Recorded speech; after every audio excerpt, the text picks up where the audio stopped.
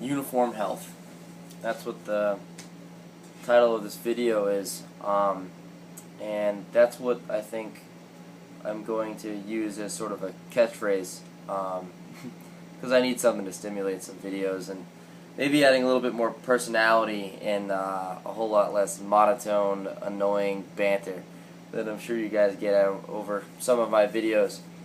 I apologize for that, but sometimes the topics can be kind of hard to interject some personality into without sacrificing information. So I often struggle with trying to remain on point while still keeping with some excitement.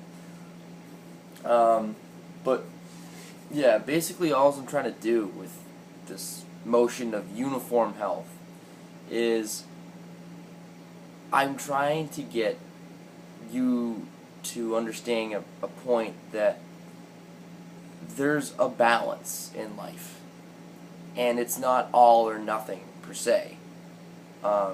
There's an amount that you need to exercise, an amount that you need to eat, and there's different goals for each person. But there's still a level of uniformity that you need to have, if that's a word. I don't think it is. That you need to have in order to achieve your health goal. You can't be this isolated person. Like, oh, if I need to get bigger, I need to solely do this one thing, or I need to solely do this. Your mind, your physical mind needs to be set on that goal.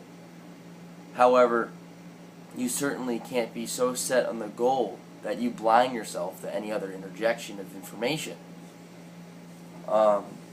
And this is what uniform health is going to be. It's going to be a advocation and a movement towards a holistic understanding of health and wellness. Hopefully all of my videos will have that sort of message within them, and I hope that you're going to benefit. The other thing about this uniform health, this state of perfection or state of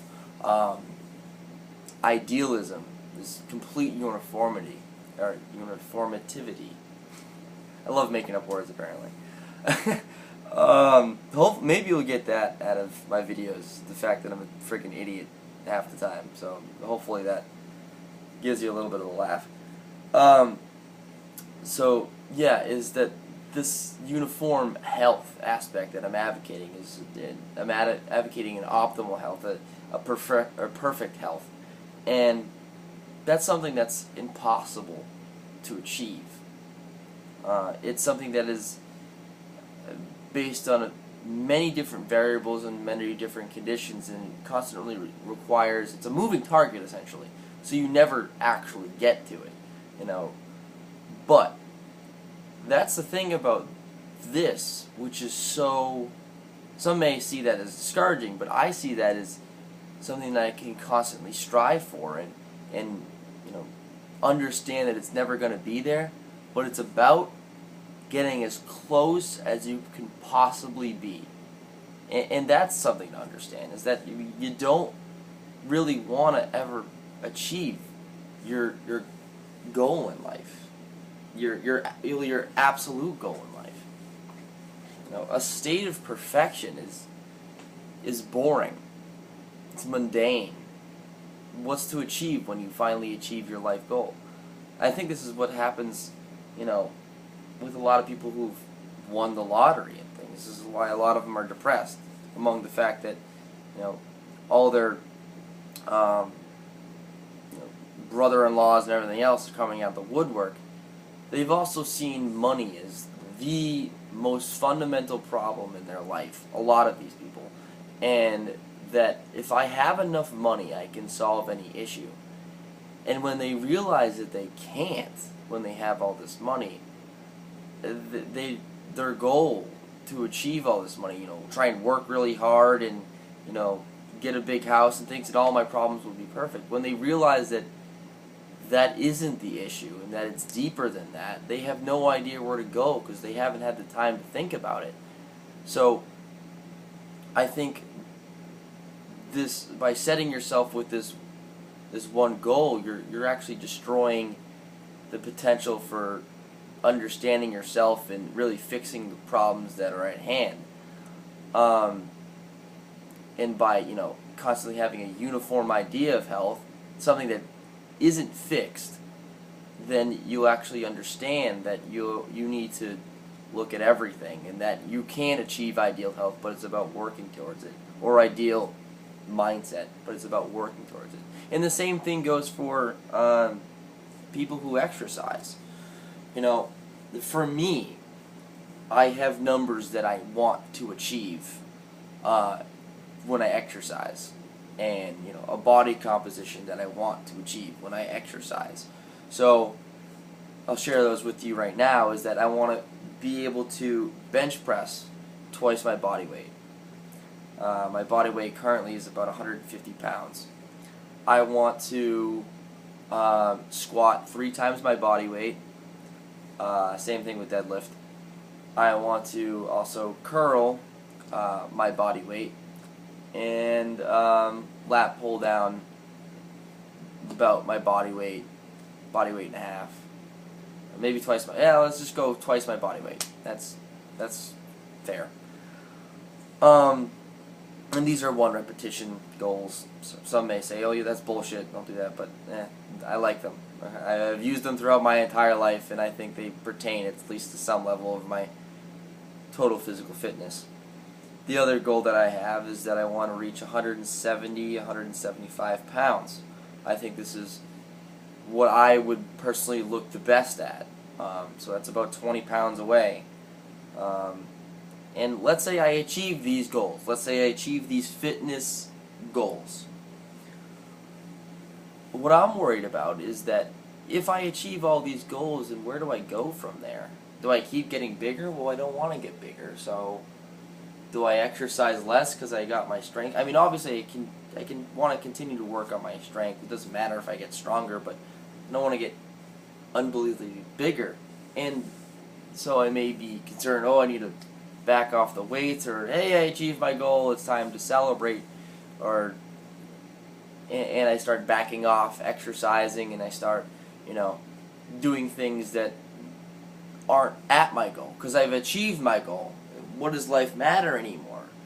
And I think this is what happens too with people who lose a bunch of weight, is that once they achieve their set goal, they have lost their motivation.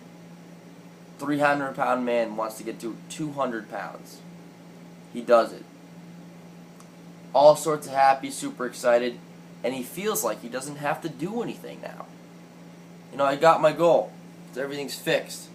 So he stops going to the gym, and he starts trying to achieve what we now know is really an unachievable goal, because as soon as you stop working out, as soon as you stop trying to achieve ideal health,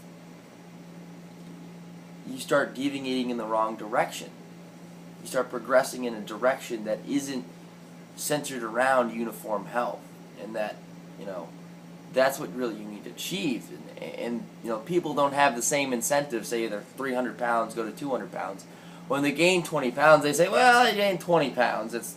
I was at 300. What does it matter? No, don't think that.